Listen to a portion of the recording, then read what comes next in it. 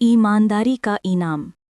एक समय की बात है, एक छोटे से गांव में रामू नाम का एक लड़का रहता था। रामू बहुत गरीब था, लेकिन उसकी सबसे बड़ी पहचान उसकी ईमानदारी थी। वो अपने माता पिता की मदद करने के लिए हर रोज खेत में काम करता और खेत के काम के साथ साथ पढ़ाई भी करता। एक दिन गांव के सभी लड़के खेल रहे थे, तभी रामू को गांव के पास रास्ते में एक चमचमाती हुई थैली मिली। थैली खोलने पर उसने देखा कि उसमें सोने के सिक्के थे।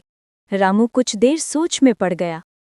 इन सिक्कों से मैं अपने घर की टूटी छत बनवा सकता हूँ, माँ का इलाज करा सकता हूँ और अपनी पढ़ाई का खर्च भी निकाल सकता हूँ। लेकिन अगले ही पल उसका दिल बोला, ये सिक्के तुम्हारे नहीं हैं, असली मालिक को लौटाना ही सही काम होगा।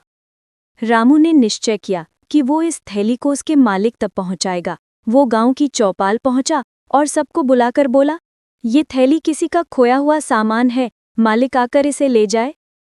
थोड़ी ही देर में गांव के बूढ़े व्यापारी वहां आए। उनका चेहरा चिंता से भरा हुआ था। जैसे ही उन्होंने थैली देखी, उनकी आंखों में चमक आ गई। उन्होंने थैली खोलकर देखा और भावुक होकर रामू को गले से लगा लिया। व्यापारी बोले, बेटा, ये थैली मेरी है। इसमें मेरे पूरे साल की मेहनत की कमाई थी। तुमने मेरी सबसे बड़ी चिंता दूर कर दी।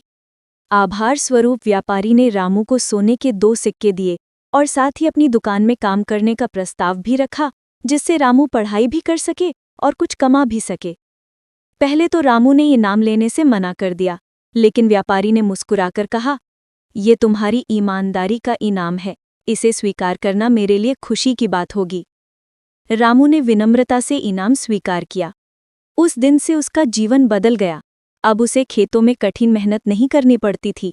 वो रोज स्कूल जाता, पढ़ाई करता और अपने दोस्तों के साथ खेलता। रामू ने उस दिन एक बड़ी सीख पाई। ईमानदारी का रास्ता चाहे कितना भी कठिन क्यों ना लगे, अंत में उसका फल सबसे मीठा होता है। अगर आपको ये कहानी पसंद आए तो लाइक, कमेंट और सब्सक्राइब करना न भूलें, ताकि आपको ऐसी ही प्रेरक कहानियाँ रोज़ मिलती रहें।